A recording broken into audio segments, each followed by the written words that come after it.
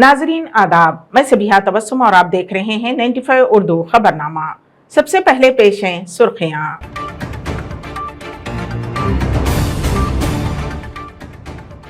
हिंदुस्तान भर में कोरोना की शिद्दत, एक दिन में 12,591 नए केसेस, फाल मरीजों की तादाद 65,000 से जायद।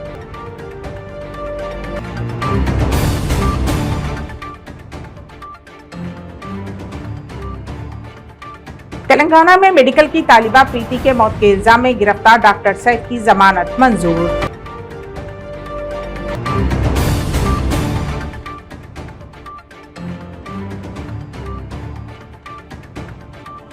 राहुल गांधी को लगा अदालत से झटका, सजा को चैलेंज करने वाली दरख्वास्त खारिज।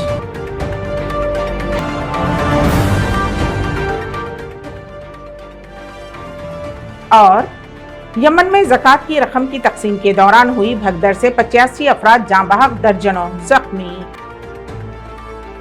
और अब खबरों की तफसील। मुल्क में कोरोना वायरस की रफ्तार एक मरतबा फिर से खौफजदा होने लगी है। आज एक ही दिन में कोरोना वायरस के 12,000 से जायद नए केसेस रिकॉर्ड किए गए हैं और फाल मरीजों की तादाद भी 65,000 से तजावुज कर गई है। हिंदुस्तान में एक ही दिन में कोरोना वायरस के इन्फेक्शन के 12,591 नए केसेस सामने आने के बाद मुल्क में अब तक मुतासिरा अफराद की तादाद 4.48 करोड़ हो गई है। ये पिछले तकरीबन 8 महीनों में रोजाना रिपोर्ट होने वाले केसेस की सबसे ज्यादा तादाद है।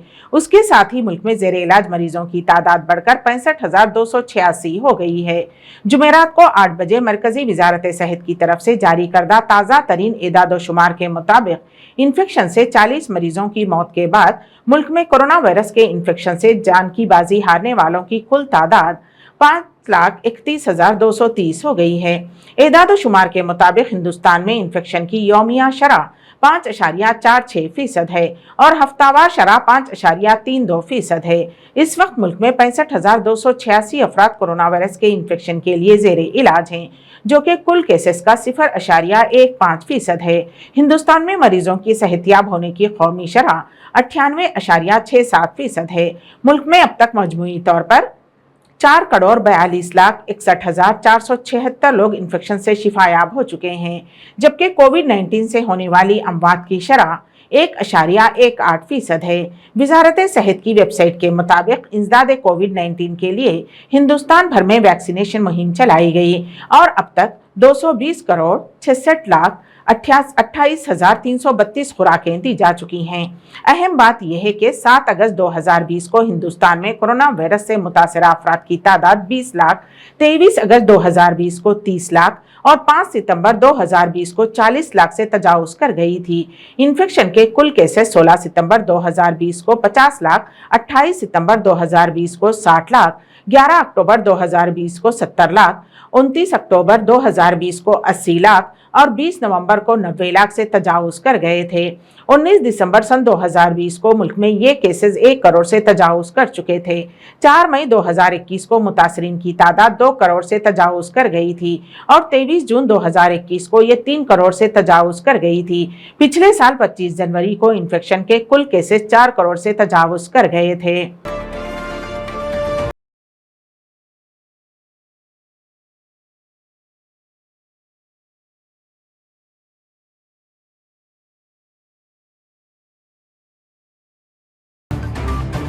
सूरत सेशन कोर्ट ने हत्या केस में राहुल गांधी की दरखास्त को मुस्तरद कर दिया है और 2 साल की सजा को बरकरार रखा। अदालत के इस फैसले के खिलाफ राहुल गांधी अब हाई कोर्ट में अर्जी दाखिल कर सकते हैं।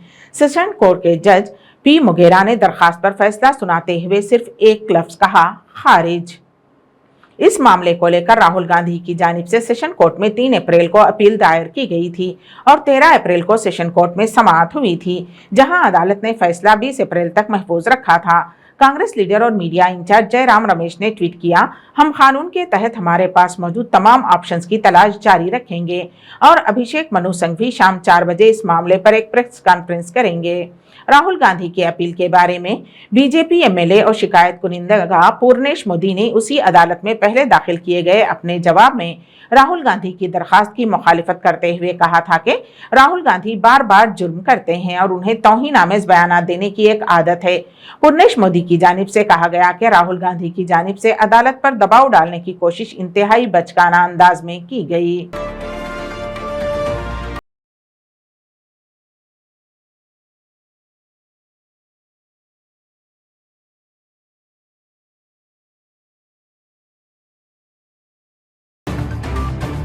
हल्के वर्धनापेट के हसन पार्थी मंडल के मुख्तलिफ जमातों के कायदीन ने टीपीसीसी सदर रेवंत रेड्डी की मौजूदगी में कांग्रेस में शमूलियत इख्तियार की। उन्होंने कहा कि कांग्रेस की अगली हुकूमत इख्तिदार में आने के बाद अवाम की खिदमत के लिए हमेशा दस्तयाब रहेंगे।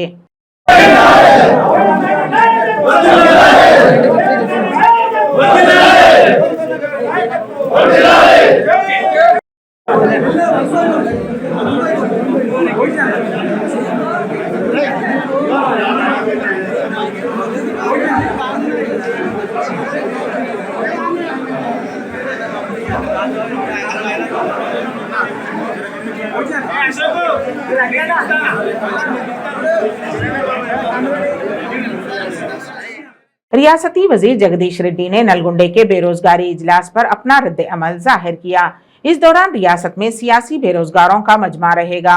उन्होंने इल्जाम लगाया कि सियासी बेरोजगार दोबारा वोटों के लिए आ रहे हैं, जैसे मुहाजिर परिंदे खाने के लिए आते हैं, और रियासत और मुल्क में आज की बेरोजगारी की सूरत हाल की वजह कांग्रेस और बीजेपी भी हैं। उन्होंने कहा कि बीआरएस हुकूमत आने के बाद ही नौकरियों के बड़े नोटिफिकेशंस जारी किए गए हैं। मुल्क में किसी और रियासत में इतनी ज्यादा नौकरियों का ऐलान नहीं किया गया। उन्होंने चैलेंज किया कि क्या वो साबित करने को तैयार हैं कि कहीं भी 10,000 नौकरियां दी गई हैं। उन्होंने कहा कि ये बीजेपी है जो खुफिया सियासत के लिए सवालिया पर्चे लीक करने की जिम्मेदार है।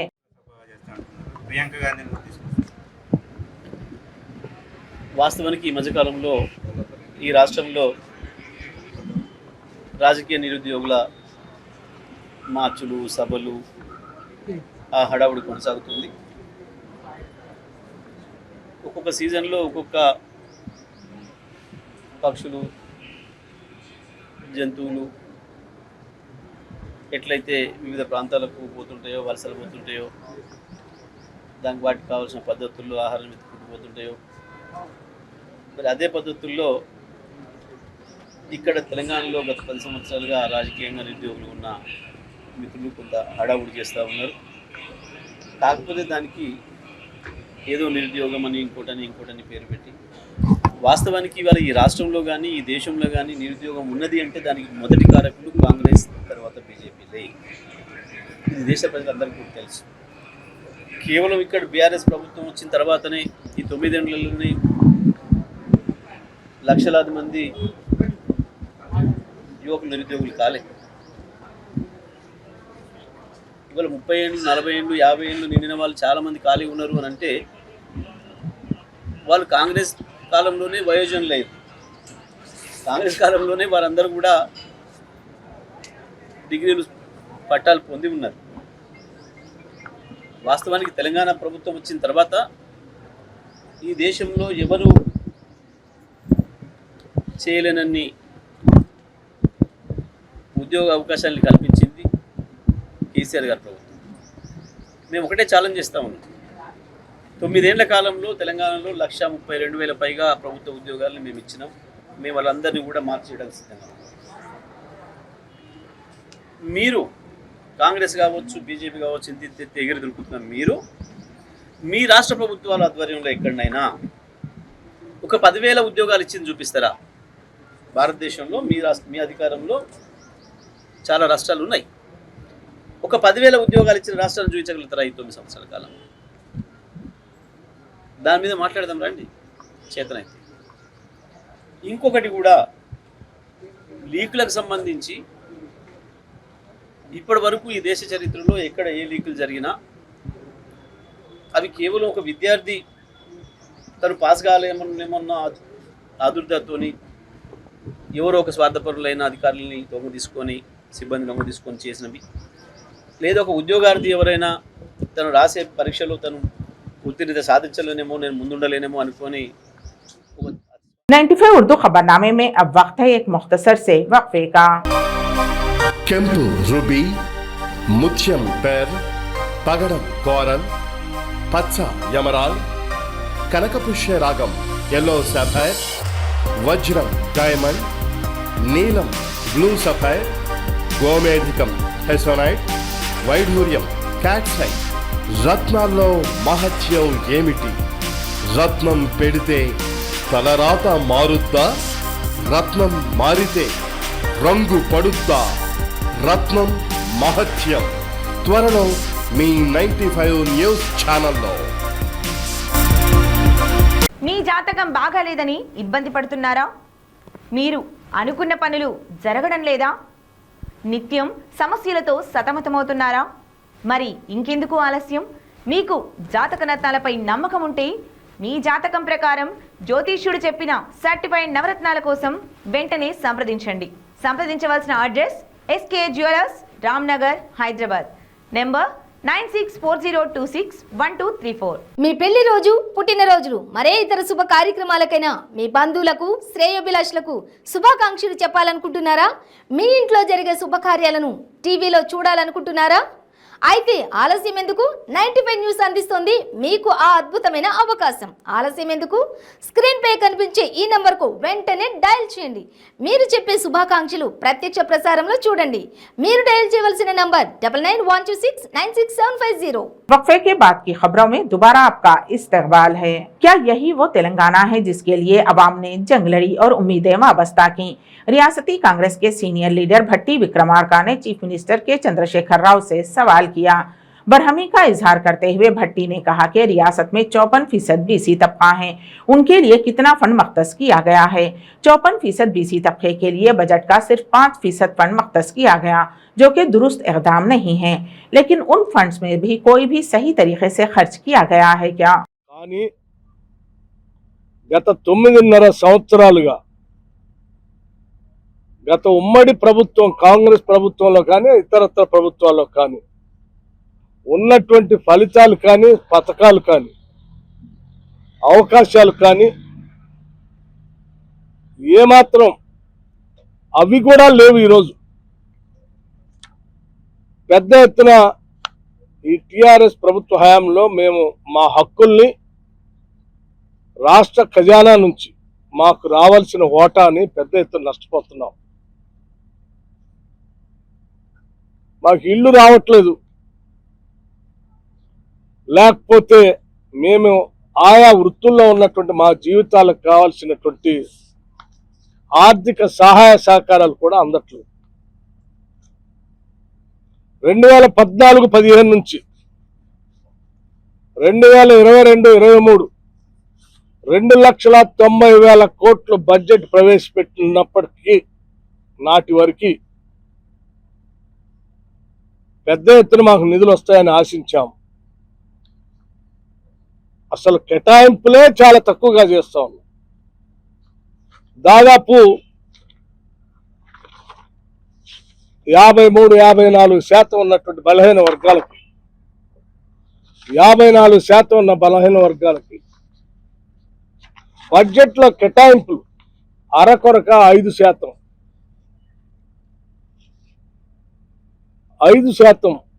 నిధులు కేటాయిస్తూ ఆ 5% కేటాయించిన నిధులు కూడా విడుదల చేయకుండా, విడుదల చేసినటువంటి డబ్బులు కూడా ఖర్చు చేయకుండా పూర్తిగా పెద్ద ఎత్తున మమ్మల్ని నష్టపరుస్తా ఉన్నాం. ఇది కాదు మేము ఆశించిన సామాజిక తెలంగాణ. మేము ఆశించిన తెలంగాణ जिले नलगुंडे में कांग्रेस पार्टी की क़यादत में बेरोजगारी के एहतजाज ने कांग्रेस कायदीन के दरमियान झड़प हो गई। टीपीसीसी के सरबराह रेवंत रेड्डी ने हाल ही में ऐलान किया था कि वो इस माह की 21 तारीख को MG यूनिवर्सिटी में एहतजाजी मीटिंग करेंगे। उन्होंने कांग्रेस के रियासती उमूर के इंचार्ज ठाकरे से भी शिकायत की। उसके साथ ही टीपीसीसी ने एहतजाजी मीटिंग मनसूख कर दी। टीपीसीसी के सदर रेवंत रेड्डी ने कहा कि अगर किसी तनाज़े का इम्कान है या अथॉरिटी ने उसका हुक्म दिया है तो मीटिंग को मनसूख किया जा रहा है। सीनियर लीडर उत्तम कुमार रेड्डी ने इस बयान पर एतराज किया। उन्होंने इल्जाम लगाया कि मीटिंग का इनेकाद उन्हें बताए बगैर किया गया।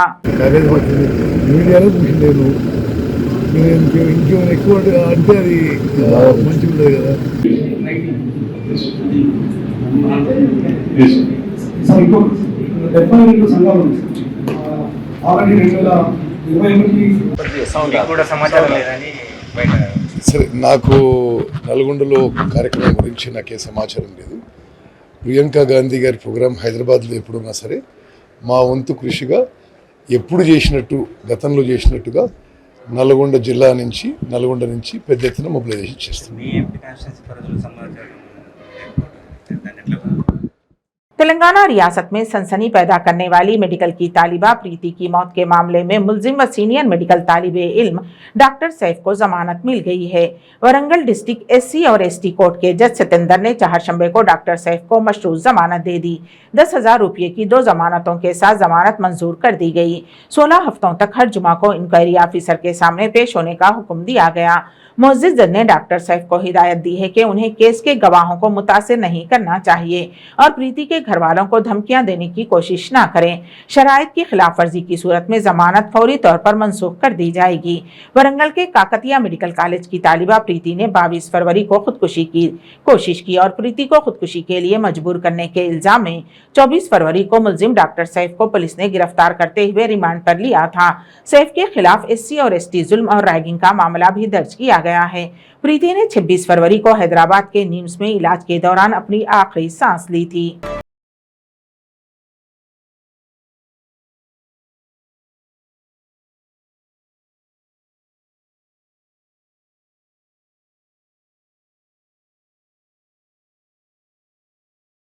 हिंदुस्तान ने आबादी के मामले में चीन को पीछे छोड़ दिया है और अब हिंदुस्तान दुनिया का सबसे ज्यादा आबादी वाला मुल्क बन गया है। अक़वाम मुत्तहिदा के इदाद-ओ-शुमार के मुताबिक हिंदुस्तान की आबादी चीन के मुकाबिल 29 लाख ज्यादा है। State of world population report 2023 के नाम से अक़वाम मुत्तहिदा की जानिब से जारी करदा पॉपुलेशन फंड की रिपोर्ट जारी की गई है। इस साल के शुरू में आलमी माहिरीन ने पेश क़यासी की थी कि सन 2023 में हिंदुस्तान में सबसे ज्यादा आबादी होगी। अब अक़वाम मुत्तहिदा के पॉपुलेशन फंड UNFPA के ताज़ा तरीन इदाद-ओ-शुमार ने उसकी तस्दीक कर दी है। हिंदुस्तान में अब चीन से 20 लाख ज्यादा लोग हैं और इस मुल्क की आबादी 140 करोड़ से तजावुज कर चुकी है। अक़वाम मुत्तहिदा के आबादी के इदाद-ओ-शुमार के रिकॉर्ड में ये पहला मौका है कि सन 1950 के बाद हिंदुस्तान की आबादी चीन से ज्यादा रिकॉर्ड की गई है।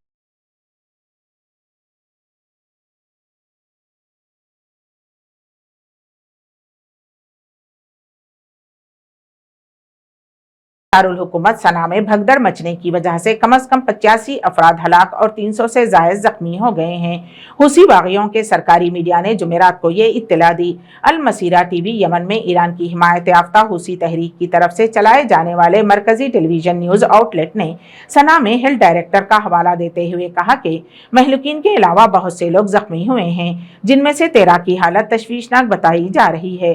हुसियों के जेर कंट्रोल वजारत दाखिला के तर्जुमान ने एक बयान में कहा कि मुसलमानों के मुक़द्दस महीने रमज़ान के आखिरी दिनों में ताजिरों में ज़कात की तकसीम के दौरान भगदड़ मच गई। तर्जुमान ने वाक़े को अफसोसनाक करार दिया। खबर रसां इदारे रॉयटर्स ने इमदादी कोशिशों में शामिल 2 ऐनी शाहिदीन के हवाले से बताया कि इस ज़कात के लिए एक स्कूल में सैकड़ों लोग जमा थे। यहाँ पर हर शख्स को 5,000 यमनी रियाल या हिंदुस्तानी करेंसी में तकरीबन 1,500 रुपये मिलने वाले थे। वजारत दाखिला ने एक अलहदा बयान में ये भी कहा कि ज़कात तकरीब के इनेकाद के जिम्मेदार 2 ताजिरों को हिरासत में ले लिया गया है और मामले की तफ्तीश की जा रही है। हुसियों के जेर कंट्रोल वजारत दाखिला ने मरने वालों की सही तादाद नहीं बताई, लेकिन कहा कि इस वक्त भगदड़ में दर्जनों लोग मारे गए, जबकि कुछ ताजिर ज़कात तकसीम कर रहे थे। एक हुसी सिक्योरिटी अहलकार ने नाम जाहिर न करने की शर्त पर AFP को बताया कि मरने वालों में कई ख्वातीन और बच्चे भी शामिल हैं।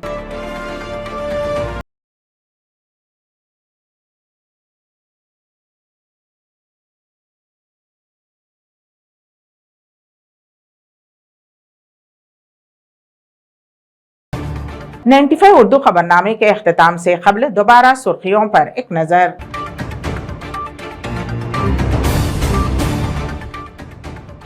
हिंदुस्तान भर में कोरोना की शिद्दत, एक दिन में 12,591 नए केसेस, फाल मरीजों की तादाद 65,000 से जायद।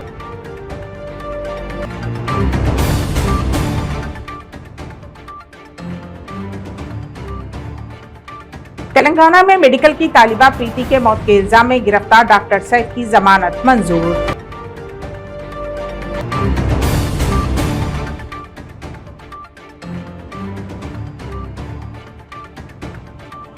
राहुल गांधी को लगा अदालत से झटका, सजा को चैलेंज करने वाली दरख्वास्त खारिज।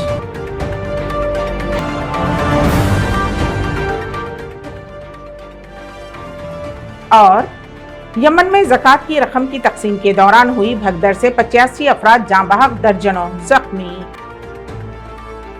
इसी के साथ ही 95 उर्दू खबरनामा यहीं पर अख्ताम पजीर होता है। तो दीजिएगा सबिहा तबस्सुम को इजाजत। अल्लाह हाफिज।